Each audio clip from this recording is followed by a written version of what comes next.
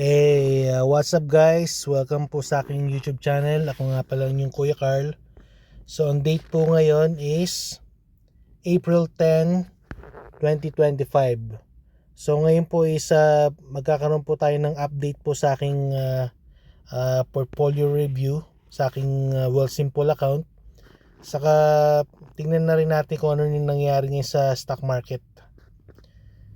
So, nung kahapon, nagkaroon ng declaration day ang Yieldmax ETF kasi ang nila ngayon is bayaran ngayon ng group D ng Yieldmax ETF, which is Misty. So ngayon tingnan natin yung aking account ngayon. So right now bumaba po yung aking account ngayon, nasa 26,896.84. So sinasabi dito up pa rin ako ng 3,964, pero yung mga dati kong mga previous videos ko is pinakamataas na na-reach ng aking portfolio is 40,000 something. So ngayon dahil sa bumagsak po ang stock market, which is malaki talaga yung binagsak niya. So ito na lang po yung ito yung value ng aking accounts as of now. So itong nandito ngayon yung aking TFSA account. Right now yan, most of ng aking mga stocks is down. Yan. 11,903. So ngayon yan, malaki yung down niya ngayon. Kasi so far nangyari nung Monday, nagpataw si Trump ng mga tariffs sa mga bansa sa buong mundo. So halos lahat ng bansa nilagyan niya ng tariffs. Tapos tong China naman nung Tuesday, gumanti sila ngayon na si Trump kasi nilagyan niya ng 50% tariffs yung China nung Monday.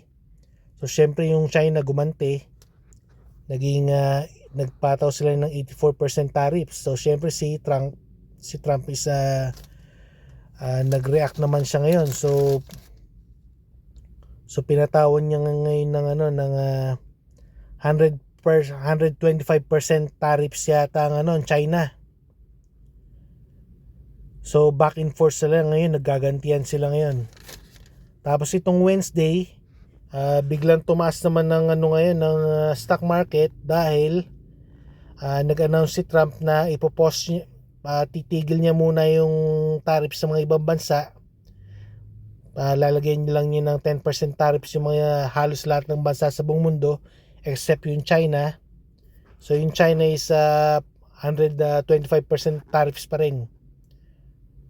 So tingnan mo ngayon yung aking margin account yan, bagsak ngayon, nasa margin call ako ngayon. Nung Tuesday mas worse pa to, mga nasa $200 down yata ako. Medyo nag-improve na ngayon, naging 49% na lang yung aking margin. But anyway, I'm gonna get paid tomorrow, Friday, sa aking dividends. So tingnan muna natin kung magkano yung aking marireceive. So yan, kinunan ko yung yung distribution schedule for group D ng Yieldmax ETFs yan. So may bago na naman silang fund yan, CHIPI, Yieldmax Semiconductor Portfolio ETF. So wala pang announce na Tapos GPTY, Yieldmax AI and Tech Portfolio ETF, 20.2360. LFGY, Yieldmax Crypto Portfolio ETF, 0.4170. UDTY, Yieldmax Nasdaq ETF, 0.2199. RDTY, Yieldmax R2000 ODTE Cover Call ETF, 0.3590. SDTY, Yieldmax SMB 500 Cover Call ETF, 0.2270.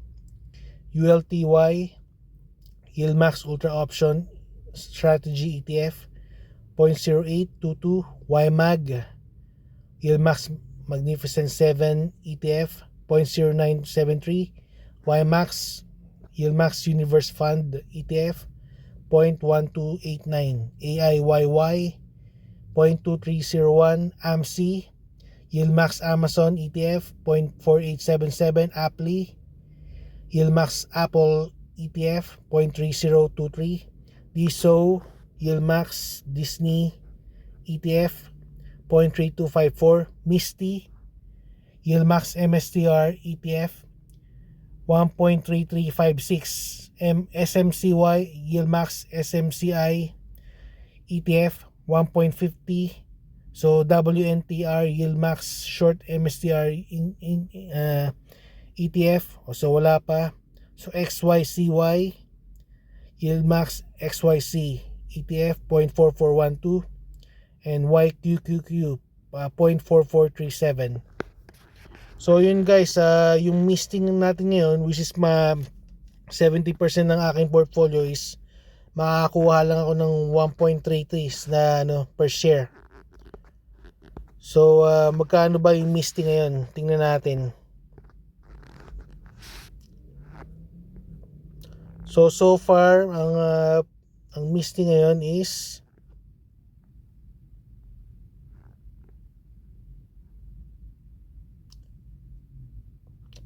$18.43 USD. So mababa yung niya yan, yung kanyang share price.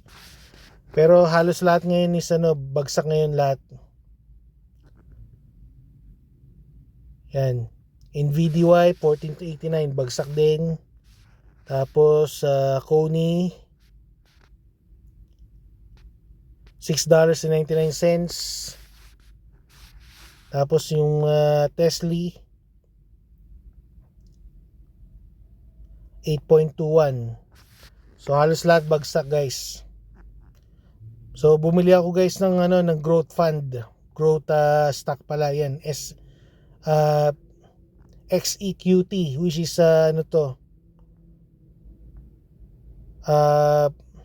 XEQT, kumbaga the whole stock market siya, index stock market. So magko-contribute ako ng konti diyan, pero halos lahat ng aking ETF at stocks is income ETF. So tatanong kayo guys kung bakit dividends portfolio yung aking in the growth stock.